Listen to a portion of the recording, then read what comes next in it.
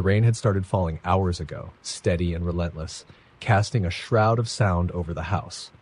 Emma had never minded being home alone before. She was 19, confident, independent. Tonight, though, the storm made her uneasy. Not because of the thunder or the wind that rattled the windows. She liked storms. It was the text message from her mom that had planted the seed of unease in her chest. "Are you sure you locked the basement door?" her mother had asked just before heading out of town for the weekend. Emma had brushed it off at first. Of course she had locked the door. It was habit, something she did without thinking. Still, the message nagged at her. By the time she had finished her late-night dinner, she found herself standing at the top of the basement stairs, phone flashlight illuminating the dark stairwell below. The door at the bottom was closed. She was sure it was locked. But there was a hesitation in her gut, the whisper of a doubt she couldn't shake. With a sigh, she decided to check. The stairs creaked underfoot as she descended, her every step sounding unnaturally loud. She reached the bottom and jiggled the handle. Locked. Satisfied, she turned to head back upstairs, but froze when she saw it. A faint smudge on the window just above the doorknob. It looked like a handprint. Emma's first thought was that it had been there for ages, left behind by her dad or brother when they had last been working in the basement. But a closer look told her otherwise. The streaks were fresh, the moisture still clinging to the glass. Someone had been outside, pressing their hand to the window, not long ago. She felt her stomach tighten, a cold fist wrapping around her spine. Telling herself she was overreacting, Emma bolted back upstairs, locking the kitchen door and double-checking the windows before settling on the couch. She turned on the TV, trying to drown out her fear with reruns of a sitcom she didn't care to follow.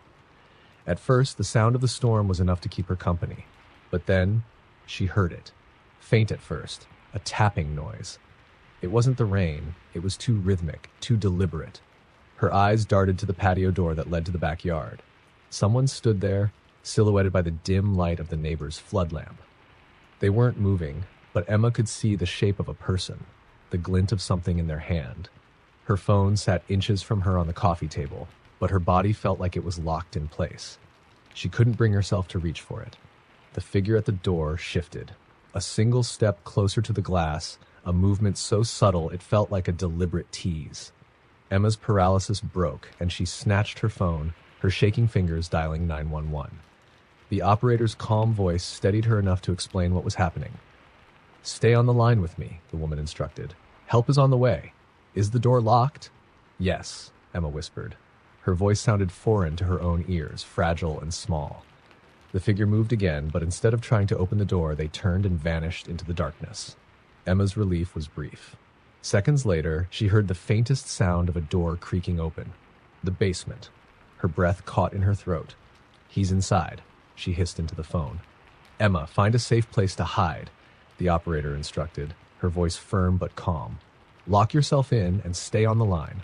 Emma bolted for the pantry, slipping inside and easing the door shut just as the soft sound of footsteps reached the top of the basement stairs.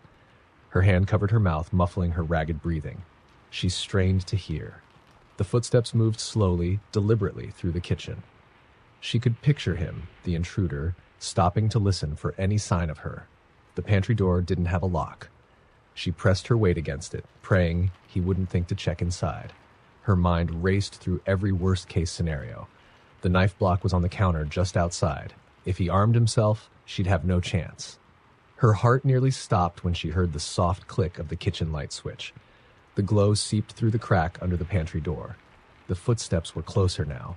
She could see his shadow stretching across the floor. He was right outside.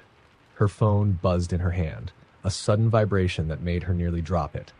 She clamped her other hand over it, silencing the noise, but it was too late. The shadow paused. The pantry door rattled. Slowly at first, then harder, more insistently. Emma bit her lip to keep from crying out. The handle twisted, turned, but didn't open. He hadn't figured out she was holding it shut. Not yet. "Police are almost there," the operator's voice came through the phone. Emma squeezed her eyes shut, willing the sound of sirens to materialize. The rattling stopped. For a moment, there was silence. Then the light clicked off. She heard his footsteps retreat, slow and unhurried, as though he was daring her to come out. Minutes passed before the flashing red and blue lights illuminated the windows. When Emma finally emerged, trembling and pale, the house was empty. The police swept the property but found no sign of the man. The basement door had been forced open from the outside. A muddy footprint was left behind, trailing up the stairs. "Looks like he left before we arrived," one of the officers said, but Emma wasn't so sure. As she watched them close the basement door, locking it tight, her eyes caught a faint handprint on the window once more. Fresh. Claire had always loved old houses. When she moved into the Victorian rental on the edge of town, she was enchanted by its creaky floorboards, high ceilings, and intricate woodwork. The house was massive, far too big for one person, but Claire didn't mind. It had charm, and the rent was surprisingly affordable. The landlord had been upfront about one thing. The room at the end of the second-floor hallway was off limits. Claire had laughed when he told her. "What's in there, buried treasure?" she joked. The landlord didn't laugh. Just keep it closed," he said, his tone leaving no room for argument. The first few weeks were uneventful. Claire filled the house with her belongings, enjoyed the morning light streaming through the large windows, and grew accustomed to the occasional odd sound an old house makes.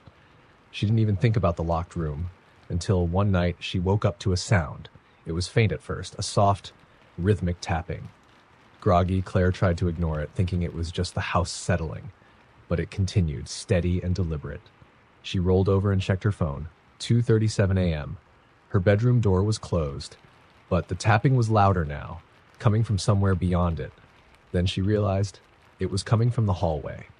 She swung her legs over the side of the bed, her heart pounding as she crept toward the door. She pressed her ear against it and froze. The tapping wasn't in the hallway. It was coming from the locked room. Claire's first instinct was to call the landlord, but then she felt foolish.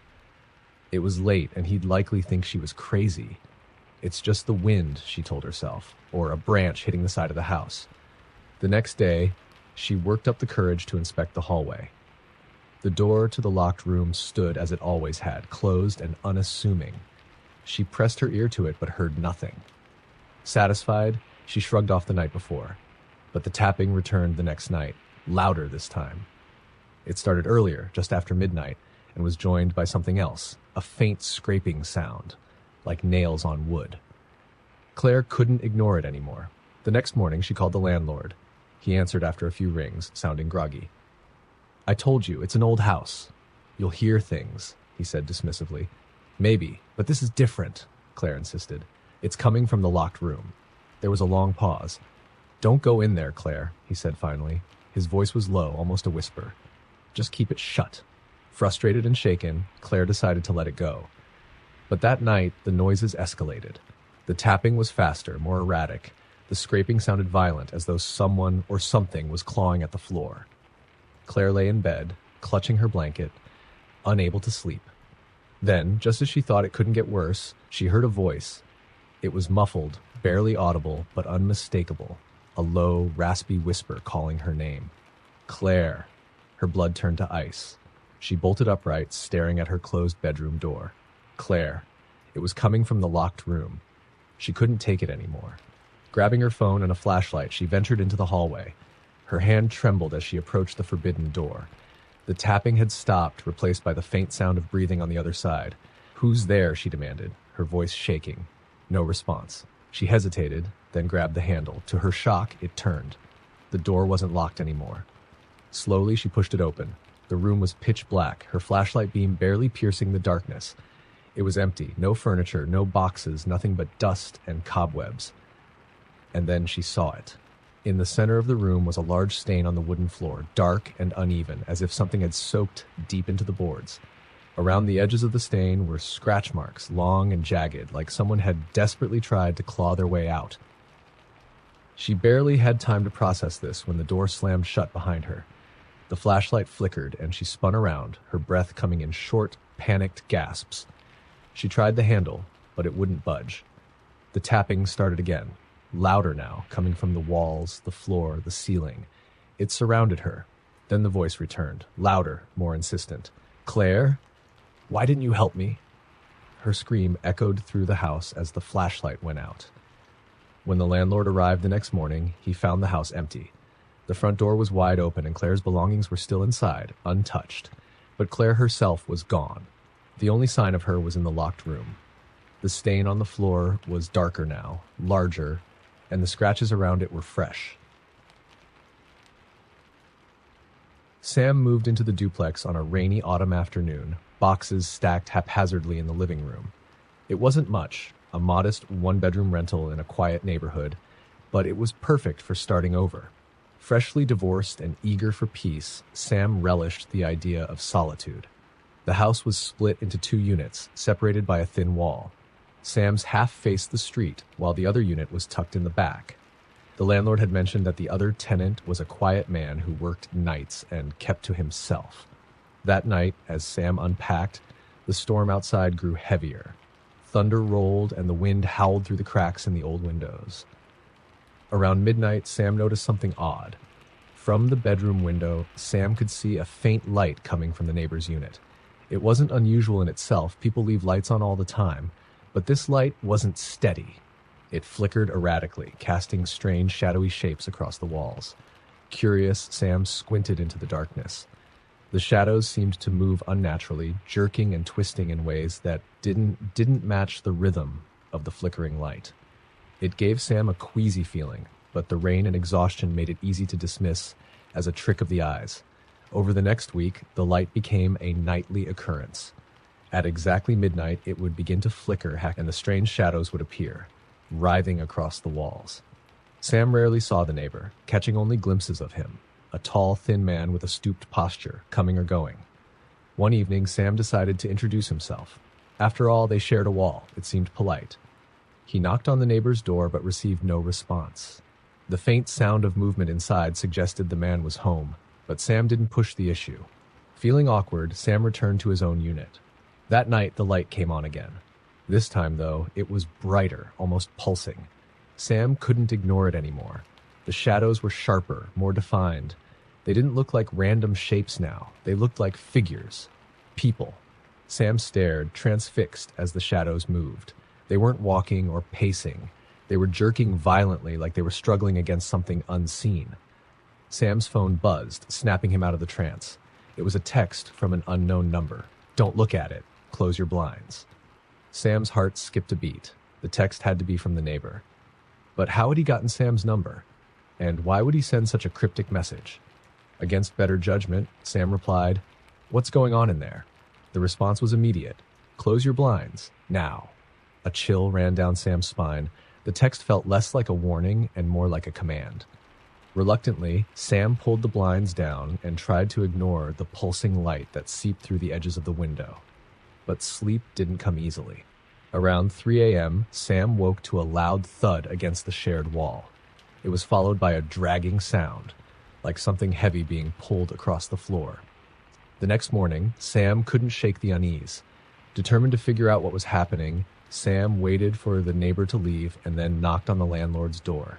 The landlord was an older man with a gruff demeanor. When Sam brought up the strange lights and sounds, the landlord frowned. "Which unit are you talking about?" he asked. "The back one," Sam replied. "My neighbor's." The landlord's face paled. He shook his head. "There's no one living in the back unit," he said. "It's been empty for months." Sam stared at him, dumbfounded. "That's not possible. I've seen him. Tall guy, thin, works nights. He's there every night. The light's always on." The landlord's expression hardened. "You must be mistaken," he said firmly. "No one rents that unit anymore." Sam left, feeling more confused and unsettled than ever. That night, the light came on again. Sam didn't look at it this time, pulling the blinds shut as soon as it started. But at 2 a.m., there was a knock at the front door. Sam froze. The knock was soft but deliberate, persistent. Against better judgment, Sam approached the door, peeking through the peephole. The neighbor was standing there. His face was pale, his eyes hollow. His lips moved silently as if he were whispering something. Sam didn't open the door. Instead, Sam shouted, "What do you want?" The man stopped moving, his head tilting unnaturally to one side. Then he spoke, his voice low and distorted, barely audible through the door. "You shouldn't have looked." Sam backed away, heart racing. The knocking stopped, but the light in the back unit grew brighter, spilling through the blinds and flooding the room with an unnatural glow. Suddenly, the shadows weren't confined to the neighbor's walls anymore. They began to creep through the cracks of Sam's blinds, stretching across the floor and up the walls. They weren't just shadows. They were shapes, people, their faces blank and their arms reaching. The last thing Sam heard before the light consumed the room was the neighbor's voice, faint and echoing. "They'll take you too." The next morning, the landlord found Sam's unit empty. The furniture was untouched, the door locked from the inside. The only sign that anyone had been there was a single flickering light bulb in the back unit, casting long, twisted shadows on the walls. Emily had always loved her weekend hikes. The trails near her rural home were quiet, serene, and offered her a break from the humdrum of daily life. The woods were her sanctuary, a place where she felt at peace, until that one afternoon changed everything. It started as an ordinary hike. She chose a less traveled path that wound deeper into the forest, eager to explore a new route. The air was crisp, and the sound of birdsong and rustling leaves accompanied her as she walked. About an hour in, she noticed something odd. The woods had grown unnaturally quiet. The birds were silent. The wind, which had been gently stirring the trees, seemed to have stilled. Even her footsteps on the dirt felt muted, like the forest had swallowed the sound. She paused, scanning her surroundings. The trail had narrowed, and the trees here were denser. Ahead, she spotted something unusual, a small, old television sitting in the middle of the path. It was ancient, the kind with dials instead of buttons, and its screen was cracked and discolored. A tangled mess of cables trailed from its back, snaking into the underbrush. "What the hell is this doing here?" Emily muttered to herself. She approached it cautiously. Her curiosity piqued. The TV was plugged into nothing, yet the screen flickered to life as she drew near. Static filled the screen, crackling faintly. She stared at it, trying to make sense of the situation. Then the static shifted. Shapes began to form. Blurry at first, but slowly becoming clearer. It was her. The screen showed Emily standing in the woods, wearing the same clothes she had on, the same confused expression. She glanced around, half expecting to see a hidden camera or someone nearby. But she was alone. The screen flickered again. This time, it showed her running, her face contorted in terror. She whipped her head around, trying to spot whatever was supposed to be chasing her. There was nothing but trees. "Okay, this is messed up," she whispered, backing away. As she turned to leave, the TV emitted a sharp, high-pitched whine that made her wince. She covered her ears and looked back at the screen. The static had returned, but now there was something new, a voice. It was faint, distorted, like someone speaking through a bad radio signal. "Stay. Here." "What?" she said aloud, her voice shaking. The screen flickered once more. The image of herself running appeared again, but this time something was chasing her. The figure was tall and shadowy, with impossibly long limbs and glowing white eyes. It moved unnaturally, jerking and twitching as it closed the distance between them on the screen. Emily didn't wait to see more. She turned and bolted down the trail, her breath coming in short, panicked gasps. The silence in the woods felt oppressive, the air heavy. She had the overwhelming sensation that she was being watched. She risked a glance over her shoulder, but saw nothing. Up ahead, the trail forked. She didn't remember the path splitting on her way in, but she didn't stop to think about it. She chose the right path, hoping it would lead her back to her car. The forest seemed darker now, the trees looming like shadowy sentinels. She ran until her legs burned. The sound of her own ragged breathing, the only thing she could hear. Finally, she spotted a clearing ahead. Relief flooded her as she broke through the tree line, only to come to a screeching halt. The clearing wasn't empty. In the center stood another television, identical to the first. Its screen was already on, showing static. Emily backed away, her heart hammering in her chest. As she did, the static shifted once more. This time, the screen showed her standing in the clearing, looking terrified. "Leave me alone," she screamed, turning to run back into the woods. But the moment she turned, she froze. The shadowy figure from the screen was standing at the edge of the clearing, its glowing eyes locked on her. It didn't move, but its presence was suffocating. She couldn't tell if it was watching her or the TV, but it didn't matter. She took a step back, then another, until she was close to the television again. The screen flickered one last time, showing a single word: "Run." Emily didn't hesitate. She sprinted into the woods, tears streaming down her face. The trees blurred past her as she ran blindly, her only goal to put as much distance as possible between her and the thing in the clearing. When she finally stumbled onto the main trail, she collapsed to her knees, gasping for air. The oppressive silence was gone. The birds were chirping again, the wind rustling the leaves. She glanced behind her. There was no sign of the clearing, the TV, or the figure. Emily never returned to those woods. But sometimes late at night, she swore she could hear static faintly crackling through her apartment and the faint hum of a voice trying to reach her. Jenna moved into her new apartment on the 5th floor of an aging city building, thrilled to finally have a place of her own. The rent was cheap, the location convenient, and the view of the skyline was stunning. She barely noticed the cracks in the walls or the faint smell of mildew. The apartment wasn't perfect, but it was hers. The first night was uneventful. Jenna unpacked until late, falling asleep on the couch with a pizza box still open on the coffee table. It wasn't until the second night that she noticed something strange. She was lying in bed, scrolling through her phone, when she heard a faint noise above her. It was a soft scraping sound, like something brushing against metal. She paused, listening closely. The sound stopped. Probably just the pipes, she muttered to herself. But the noise came back the next night, and the next. Always faint, always just above her bedroom. Jenna told herself it was nothing, an old building full of creaks and groans. But the more she listened, the more it began to sound like movement. Slow, deliberate movement. One evening, after work, Jenna decided to investigate. She climbed onto her bed and shined a flashlight up into the vent above her head. Dust motes swirled in the beam of light, but she couldn't see anything unusual. Satisfied, she went to bed, convinced she was imagining things. But that night, she woke to the sound of breathing. It was faint but unmistakable, and it was coming from the vent.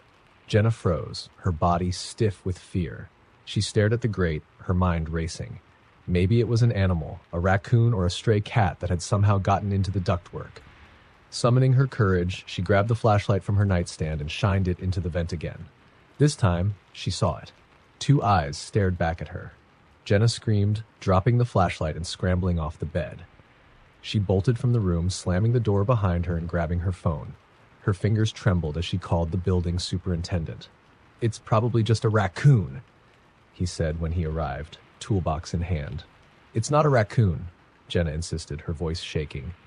The superintendent climbed onto the bed, shining his own flashlight into the vent. He frowned. "Don't see anything," he said. "But I saw," Jenna started, but he cut her off. "Look, these old buildings. They make noise. Could have been a shadow. Try not to let it get to you." Frustrated but too shaken to argue, Jenna agreed to let it go. The next few nights were quiet. She started to believe the superintendent was right, that her imagination had gotten the better of her. Then, one night, she came home to find her bedroom door open. She was sure she'd closed it that morning. Positive. Her stomach knotted as she stepped inside. Nothing seemed out of place at first, but when she looked at her bed, she froze. The vent cover was lying on the floor. Jenna backed out of the room, her breathing shallow. She called the police, her voice trembling as she explained the situation. When they arrived, they searched the apartment thoroughly but found no sign of an intruder. One of the officers suggested it could have been dislodged by a draft. Another offered to file a report, but Jenna could tell they didn't believe her. That night, she locked her bedroom door and slept on the couch. She woke to the sound of faint footsteps. Jenna held her breath, her ears straining. The footsteps were coming from above her, moving through the vents. They stopped directly above her head. Jenna grabbed her phone and turned on the flashlight, aiming it at the living room vent. The grate was open. Before she could react, a hand shot out of the darkness, gripping the edge of the vent. Then another. A man crawled out, his face pale and gaunt, his eyes wide and unblinking. His movements were jerky, almost insect-like, as he lowered himself into the room. Jenna screamed and bolted for the door, fumbling with the lock as the man dropped to the floor behind her. She could hear his footsteps, fast and uneven, as he moved toward her. She managed to wrench the door open and sprinted into the hallway, pounding on her neighbor's door and shouting for help. The neighbor, an elderly woman, opened the door cautiously. Jenna pushed her way inside, slamming the door behind her. The police arrived minutes later, finding Jenna hysterical and clinging to her neighbor. They searched the apartment again. but the man was gone. All they found was a small hatch in the ceiling of Jenna's bedroom closet, leading to a crawl space that connected to the entire building. Inside the crawl space, they found a sleeping bag, empty food wrappers, and a notebook filled with crude drawings of Jenna, sleeping, eating, reading. Jenna moved out the next day, leaving behind everything she couldn't carry. The building superintendent never saw the man again, but occasionally, new tenants would complain about strange noises in the vents. The small house on Sycamore Lane had always been known for its unsettling air.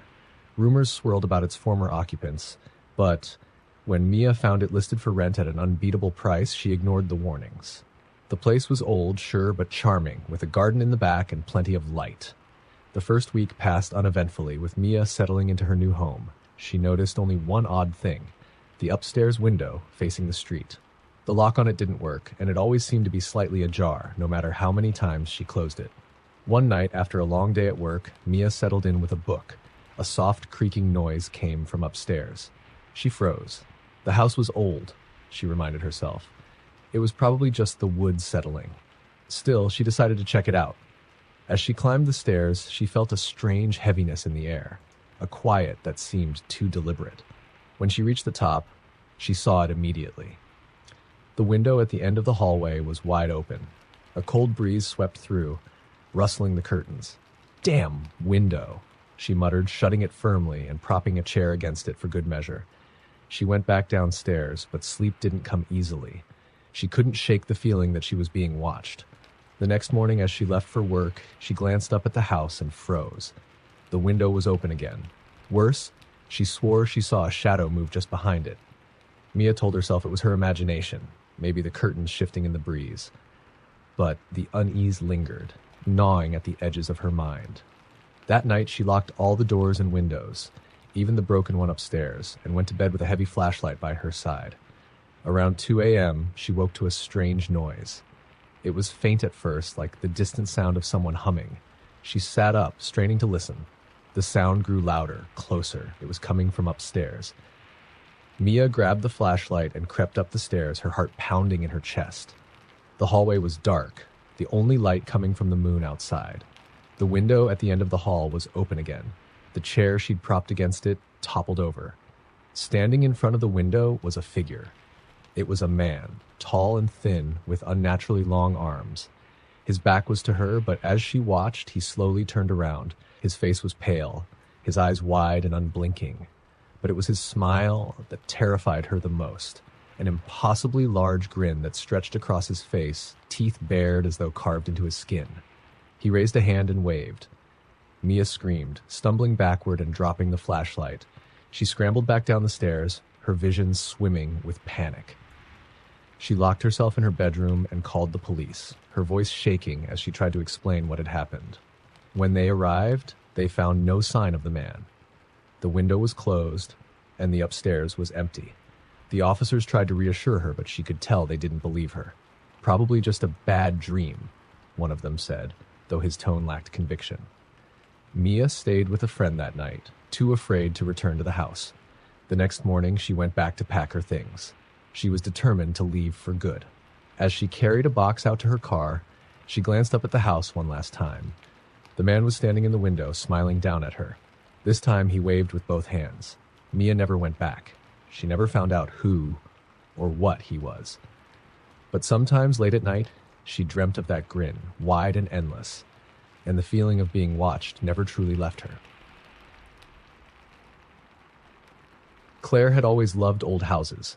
When she found a charming Victorian-style home in a quiet town, it seemed like a dream come true. Sure, it needed some work, the creaky stairs, peeling wallpaper, and dusty attic, but the price was right, and she was ready for a project. The first few weeks were uneventful. Claire spent her days cleaning and unpacking, and her evenings curled up with a book. The house felt welcoming, even if the neighbors avoided talking about it when she mentioned where she lived.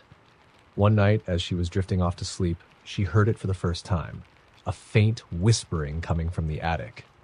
At first, she thought it might be the wind or the house settling, but as the nights went on, the whispers grew louder, more distinct. They were muffled, like voices speaking through a thick wall, but she couldn't make out what they were saying. Claire tried to ignore it, as convincing herself it was her imagination. But the whispering became more persistent, always starting around midnight and stopping just before dawn. One evening, after a particularly long day, she decided to investigate. Armed with a flashlight, she climbed the narrow stairs to the attic. The air grew colder with each step, and the faint smell of mildew filled her nostrils. The attic was just as she'd left it, a cluttered mess of old furniture, boxes, and cobwebs. Nothing seemed out of place, and the whispering had stopped the moment she opened the door. "See? Nothing to worry about," she said aloud, trying to convince herself. But as she turned to leave, the flashlight flickered, and she heard it again. The whispering was louder now, unmistakable, coming from the far corner of the attic. Claire froze, her heart pounding. "Hello?" she called out, her voice trembling. The whispers stopped. For a moment, there was silence. Then, a single word, clear and sharp, cut through the air. "Stay." Claire screamed and bolted down the stairs, slamming the attic door behind her. She spent the rest of the night on the couch, every light in the house on, clutching her phone in case she needed to call for help. The next morning, she convinced herself it had to be stress or exhaustion. Determined to put the incident behind her, she focused on her work and tried to forget about the attic. But the whispering didn't stop. Over the next few weeks, it grew louder and more insistent. Sometimes it sounded like a single voice. Other times it was a chorus, overlapping and chaotic. One night, Claire woke to find the attic door wide open. She was certain she'd locked it. The cold air from the attic seeped down the stairs, and the whispering was louder than ever. Claire grabbed her phone and called the only person she could think of, her friend Mark, who lived nearby. By the time Mark arrived, the house was silent again. He checked the attic, but found nothing unusual. "You've been under a lot of stress," he said gently. "Maybe you're hearing things." Claire nodded, but deep down, she knew it wasn't her imagination. That night, she locked the attic door and pushed a heavy dresser in front of it. She fell asleep clutching a kitchen knife, desperate for some sense of security. Around 3 a.m., she woke to a loud thud. The dresser had been pushed aside. The attic door was open again. Claire's blood ran cold. She sat frozen in her bed as the whispering grew deafening, filling the entire house. This time she could make out words. "Why did you come?" "Leave. She's ours." The voices overlapped, their tone angry and desperate. Claire grabbed her keys and bolted from the house, not stopping until she was in her car, speeding down the street. She didn't go back. The next day, she hired a moving company to pack her things. She refused to step foot inside the house again. The movers told her something strange.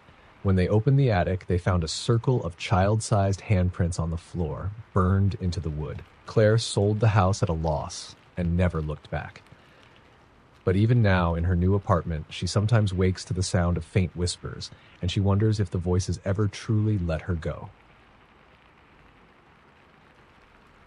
When Rachel moved into her new apartment, it came furnished with a mix of vintage and modern pieces. Among them was an ornate antique mirror that hung in the hallway.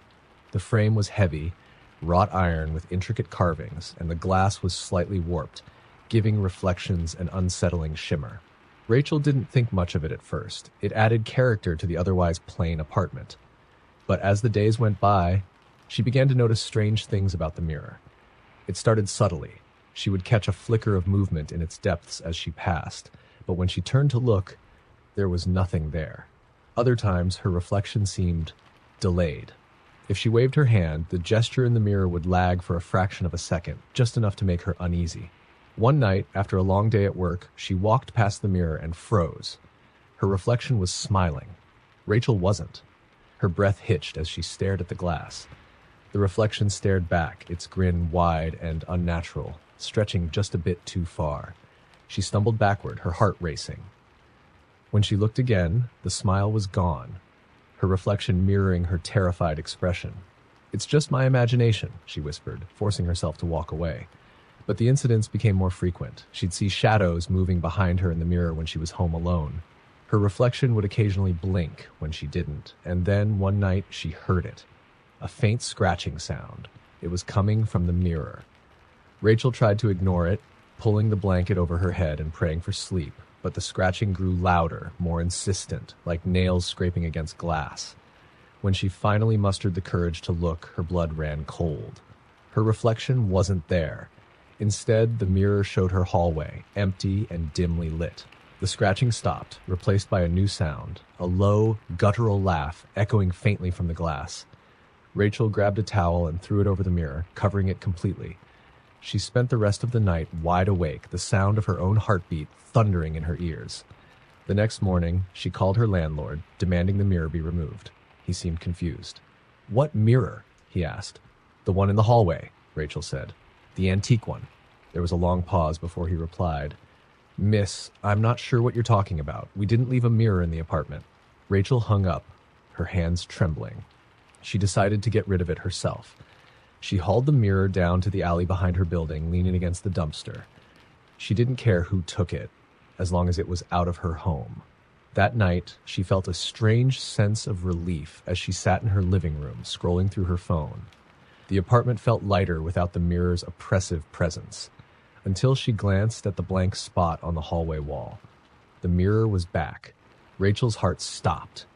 It was exactly as it had been, hanging as if it had never left. The warped glass shimmered, and for a moment, she thought she saw her reflection move, just slightly, before she stepped into view. She tried smashing it. The iron frame didn't budge, and the glass refused to break, no matter how hard she struck it. Desperate, she covered it with a blanket again and barricaded herself in her bedroom. That night, she woke to the sound of footsteps in the hallway, slow, deliberate, and heading toward her room. "Who's there?" she called out, her voice shaking. There was no answer, only the soft creak of her bedroom door opening. Rachel grabbed her phone and turned on the flashlight, aiming it at the doorway. Her reflection stood there, grinning that too-wide grin. Its eyes glowed faintly in the dark, and its head tilted as if amused by her fear. Rachel screamed, but no sound came out. The last thing she saw before everything went black was her reflection stepping toward her, its movements no longer bound by the glass. When her friends came to check on her days later, they found her apartment empty. The mirror was gone. But sometimes, in other apartments, people swear they've seen her face in their mirrors, watching, waiting, and smiling.